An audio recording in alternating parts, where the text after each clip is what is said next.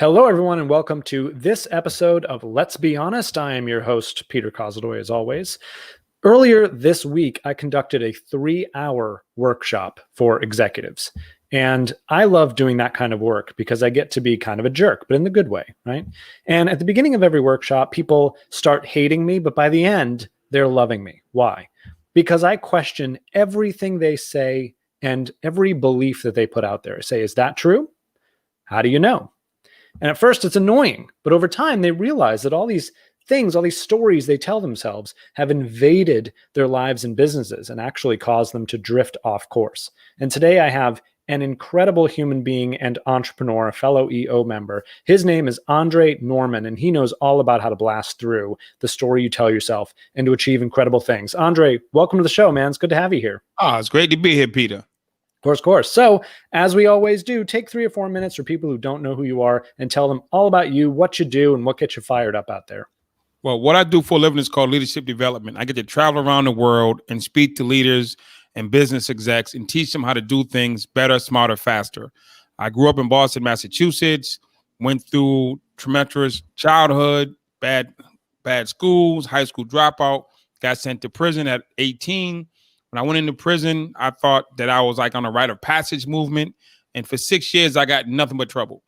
And I had like a 100-year sentence. And after 6 years of being in prison, I woke up and realized I was a king of nowhere. So I came up with a plan and a strategy to go home and go to Harvard University. When I said this, everybody thought I was crazy. But I went in, I stuck to my plan. I taught myself how to read, taught myself the law, started doing self-help groups. It took me 8 years of working 20 hours a day. I managed to get out of prison and get home, and I've been home for 20 plus years now. I know this is a fast version, and I worked at London Business School for the past 20 years. I worked at the White House for 4 years, or with the White House. I'm an EO member. I've spoken for YPO, one of the highest rated speakers in the history of YPO. I currently work at Genius Network with my buddy Joe Polish, and I also got a fellowship to Harvard Law School in 2015. So I've achieved a lot of the stuff that I set out to do, and I do social justice.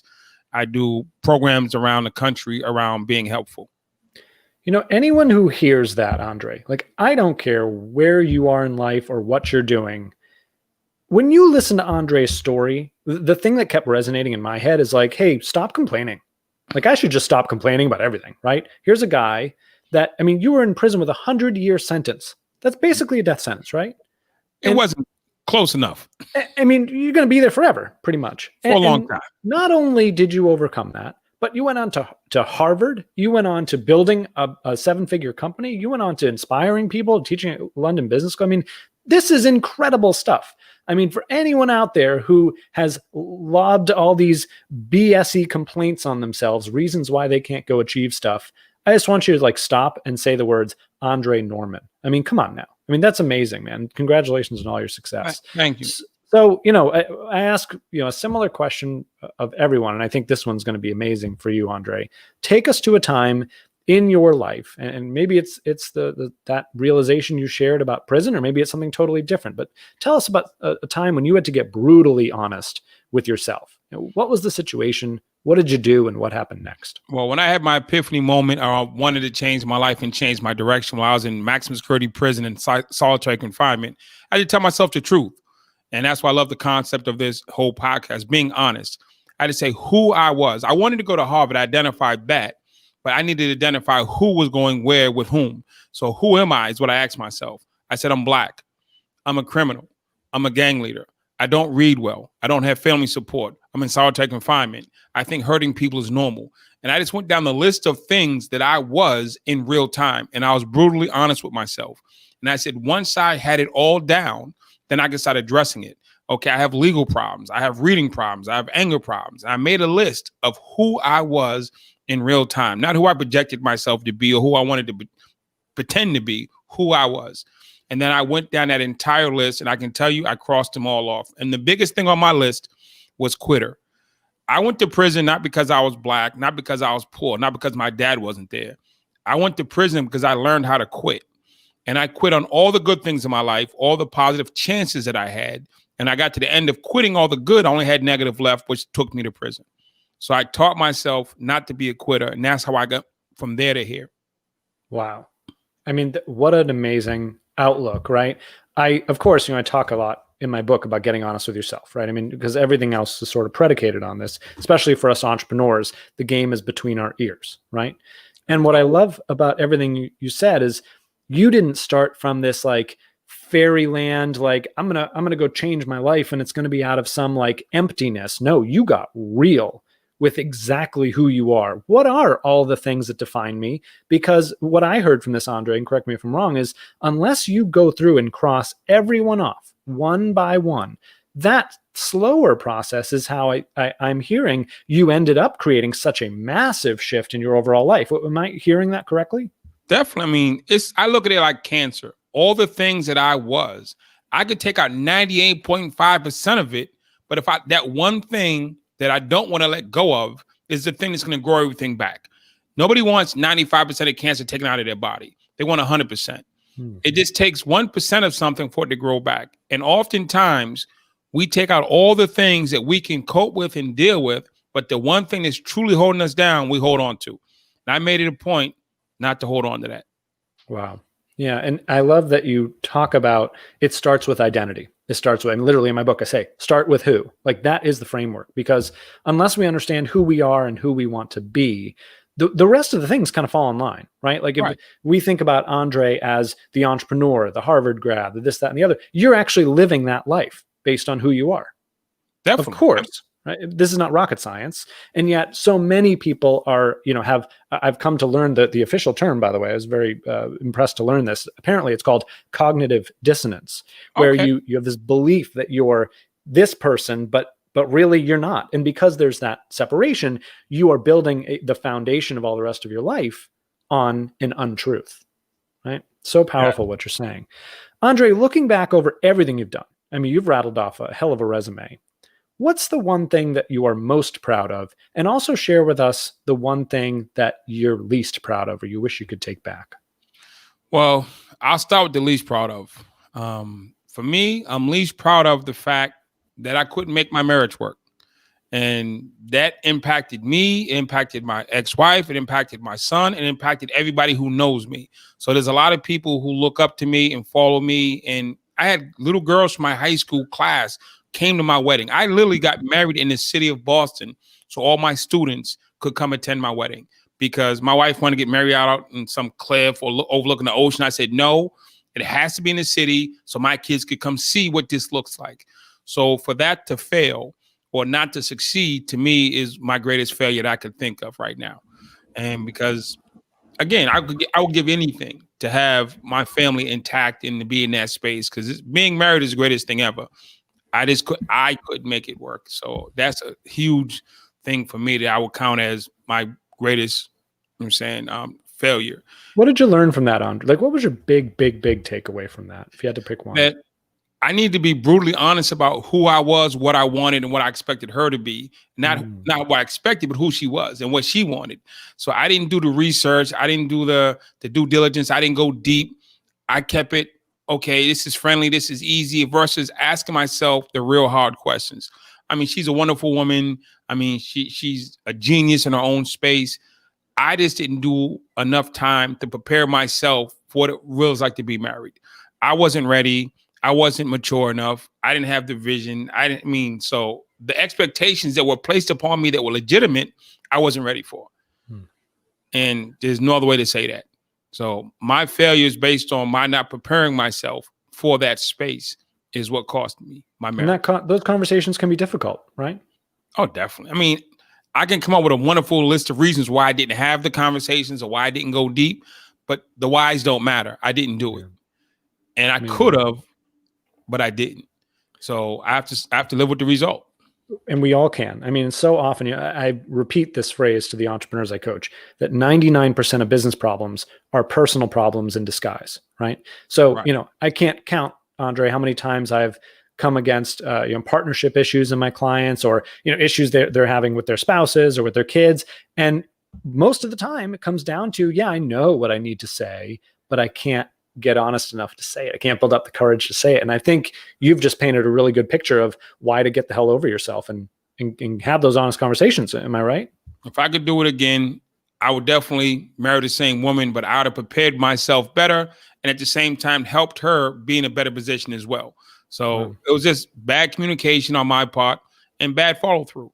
And you Wow. can't build something on a wish and a hope and expectation. You build on what it is. And I knew better. And I knew how to do it. That's the most troubling part. I knew how to build what I needed to build, and I neglected doing it. Wow. Well, thank you for your honesty and sharing that.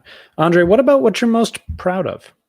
The thing I'm most proud of is I've done a lot of work in a lot of places around the world. I worked in Ferguson, Missouri. I've worked in Honduras, Guatemala, Saudi, Sweden. I've worked all over the world. But the thing I'm most proud of is it was a few years ago. My mom's getting older. And like all moms, all they care about, are my kids going to be okay when I leave? When I pass on, will my kids be okay? That's every parent's last thought or greatest thought. And some of us in my family is 6 kids are still struggling. They're not all the way set. It's not like a guarantee they're going to coast out for the rest of their life. There's going to be a lot of bumps for some of us. And since I became an entrepreneur and I've been able to establish a business and a lifestyle, I could go to my mom a few years back and say, you know something, Mom? We might not all get along, but I can tell you what I got them. And I can financially support my brothers and sisters if need be, if anything goes wrong. And I can be there for them. I don't have to. I'm not stuck to a 9 to 5. I'm not locked to a desk. I'm not locked in a city. I can travel whenever I want, however I want, and be there for as long as I want. So for me to be able to tell my mom her greatest concern or greatest question is answered, to do that for me was the best thing ever. Wow. Something that I'm fascinated by with, Andre, is I encounter folks in the, I'll call them entrepreneurs, right? They're entrepreneurs when they have a very tiny business, Right. and they're trying to serve others and help others and serve others and help others. And they're so focused. And one of my biggest things is put your oxygen mask on first. Like get yourself right before you go and that's kind of what I'm hearing. What do you think about that? I call it the Bill Gates model. I love Bill Gates and I love what he's doing right now. Him and his wife have a foundation and they go around the world and they spend billions of dollars trying to help people and help countries be better. Where would we be if Bill Gates, while he was in college and had the same feeling of wanting to help people, would have dropped out of college, opened a soup kitchen? No, Bill Gates opened his company, made $1 billion. Then he walked away. Now he's living his passion, but he built his company first. Oprah Winfrey built a multi-billion-dollar company. Then she walked away. Now she's living her passion. I love the Bill Gates model. I love the Oprah Winfrey model. They took care of their business first and allowed them to take care of the next. I have a friend in St. Louis. His name is Rusty Keeley. And he does a lot of charity work. And he took me in his office one day. He says, Andre, you see this? You see, he has a whole wall of people he supports. He says, I run this company, which the money that this company makes allows me to support these businesses and these nonprofits. If I didn't make money, I couldn't support these nonprofits. So it goes hand in hand. I have to run a great business to do the charitable work, because if I'm not making money, I can't do charity. I become the charity. So I always say to people, I tell kids in college or high school, get your degree, start a business, grow a business, then either employ people, sell your business, and then go do what you want to do in the world. We have plenty of years and decades to be helpful.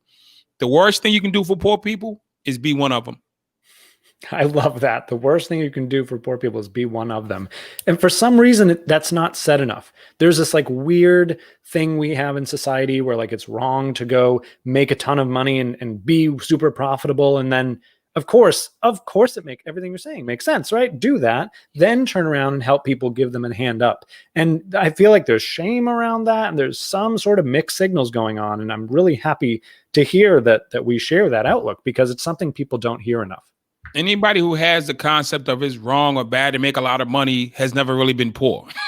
They have the luxury to say, you know something, maybe I can just be well off.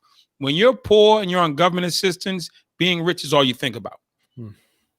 Yeah. So. And that's, what a classic case of like the gifts life gives us, right? And I've been saying that about 2020. It's like 2020 has knocked so many people back, and wow, what a gift. Because you can't be Andre Norman, right? You can't develop the insights and the depth that you have without going through everything you've gone through, right? No test, no testimony. That's what he used to tell me at church. Yeah, I love it. I get it. Andre, this is fantastic. What's one thing about everything you've done that you think it would surprise people to hear? What would surprise people that Yeah, to hear about I you and about your journey. one thing is that I help everybody. There was a time I only helped Black kids because that's what I knew and it was where I was comfortable. Now I work with Latino kids, I work with white kids, rich and poor. I work all over the world. There's no more barriers for me. So there used to be a time I lived in a bubble because that's what I grew up in. Now, if my phone rings, I show up. So again, I've worked in Guatemala. I've worked in Scottsdale. I've worked in billion-dollar companies. I worked in corner stores. So I don't have a niche market. My niche market is the 6 billion people that are on this planet and who want to actually get better. I'm not going to hold your hand. And people get that I'm direct, but I'm direct and people don't get that I care though. And I don't have time and we don't have time to play with your transition. Either you want to do it or you don't. Wow. And when you made that transition you're talking about, right? You helped what you knew and then you stepped outside that bubble. What were you most surprised by in that transition? I was most surprised that companies, I work with Deutsche Bank, Dannon Foods, Lens Construction. I go down a list of companies that I've worked with. They've been willing to receive me as a Black man with a criminal background. What I've come to understand is if you are good at what you do and you add value, your background doesn't matter at one level. They want to know, can you deliver? I'm saying, can you show up and help us through this problem? And the craziest thing is my lens of seeing it from a prisoner's perspective is unique in the marketplace. We've heard the lawyers, we've heard the Navy SEALs, we've heard this guy. There's very few former gang leaders who run maximum security prisons, bringing that perspective of get it right or die. How do you assess somebody in 30 seconds or you get your neck chopped off? So I bring that right now, no blink concept to the table, and it's crazy well received. It's incredible because this is how I started the episode, right? We walk around with all these beliefs and assumptions in our head that aren't true. You take an inmate coming out, a person of color who's an inmate, they come out, they say, nobody wants to hear from me. I'm disadvantaged. I can't build anything out of this. And you were like, no, that's the feature, not the bug. That's the thing. Right. And of course, we talk about this all the time. We're like, who says I'm in EO as well? And we're like, who haven't we heard from? What interesting, awesome stories can we hear from? And I wish more people could understand that many of the layers that they put on themselves, the assumptions and the self-limiting beliefs, they're just not true. You know what? You want to keep believing them? That's fine. But they're not true, right? No, I mean, I've been received around the world 10 times over. And people just want to know, Andre, do you care? Are you consistent? Do you have capacity? Do you have courage? Do you have character? I'm saying, can we count on you? It's all the C's. And color's not one of them. I'm saying, and convict's not one of them. If anything, people just want to know, I do suicide prevention for kids. I do drug interventions for kids. I do corporate turnarounds. They want to know, can you save us? When the ambulance pulls up, can you save us? They don't care what you look like. Can you save my child? Can you save my business? Can you save my community? So I'm on the way to Detroit to do a whole city comprehensive plan to help empower the city of Detroit. And they said, hey, let's get somebody in here who can do this. I'm in South Carolina right now. There was a riot here 2 years ago, and 7 people were killed in a riot. They brought me in to help run a maximum security prison. Now, who would have thought, as a gang member, gang leader locked in a cell, I now help run a prison? Amazing. But that's what I do because they said, who better? Yeah. And, what I'm hearing is every single human being, because of their experiences, good, bad, whatever, that's sort of irrelevant. Their experiences are what gives them the ability to produce results. And those results are valuable to somebody. Definitely. Yeah. Thank you so much for sharing, Andre. Listen, for people who I've been fascinated. I knew something about you, but this has been incredible. Tell folks where they can get more information about you, follow along with your journey. Well, if you want to follow me, my website is andrenorman.com. My Instagram, I made it really hard at andrenorman.com. My Facebook is even harder, andrenorman.com. Same thing with LinkedIn, andrenorman.com. And if you wanted to email me, this is the trickiest one, admin@andrenorman.com. So that's how you catch up to Andre. And do you have a book? I do have a book. Tell us about that. The book's on Amazon. You go to, it's the only one I have right now. There was a company out of Texas. called Scribe. I mean, I try to write my book for 20 years, and I was horrible at writing books. And I ran into a guy named Tucker Max, and Tucker said, "Let me write your book for you." And I had all this I had all of my 400-page manuscript. And he said to me, "Andre, how many bestsellers have you written?" I said, "None." He said, "Then let me do it, because I've written 5. Wow. And he took my book and he got it done. And it's the most awesome book in the world. So I had to let go of what was closest to me to get what was close to me out there. So I have The Ambassador of Hope, done by Scribe Media, and it's on Amazon right now. So it's a fabulous book. Repeat that. I love that quote. Repeat that one more time. To get what? I had to let go of what was closest to me to get what was for me, I'm saying, into the world, because I was smothering it. I love that. What do we don't want to let go of? What do we think I knew my story better than anybody, but I'm not an author. There's a difference. And so I confuse knowing my story with being an author. So Tucker told me, "You're not an author, but you have an awesome life. Let me do my part. You've already done your part." And he wrote the greatest book ever. Him and a guy named John Virtue out of Pennsylvania, they put my book together, and it made me cry. Wow. I don't cry often. For folks out there listening, when you listen to what Andre just said about writing his book, right? It should occur to you to ask the question, like, what am I clinging to? What am I assuming that I am, but I'm really not? And I would be so much better letting go. So Andre, that's just awesome. Thank you. Listen, I mean, this was fantastic. I don't know, after listening to a story like yours, Andre, who out there is not getting it? It should be slamming you over the head that it starts with honesty. It starts getting honest about who you are and what you really want and what it takes to get there. And oh, by the way, you may think you know all those things, but you may have no idea. And if you're not enduring that process of self-discovery by working with people like Andre, he just gave you his email. Hello, reach out, get involved. These are people who are here to help you understand not only the power of honesty, but the power of you, if you're just willing to get honest about it. Andre, thank you so much for being on the show. All right. Can I just be one more time? Of course. I love everybody. I want to help the world, but when you email me, be ready. At least be ready to be ready. If you're not ready, it's okay. I'm not mad at you. My email works when you're ready. I'm not going anyplace. I'm not changing my email. But when you come, I'm direct, I'm straightforward, and I'm about results. I'm not about willingness. I'm about the result. Boom. So let's get to the win. I love that. All right. So only if you're interested in winning. If you're interested in winning, let's talk. I love it. Andre, thank you. Thank you so much for coming and sharing your story, man. I appreciate you. And I look forward to talking to you again. Awesome, man. And until next time, I'm Peter Kozodoy.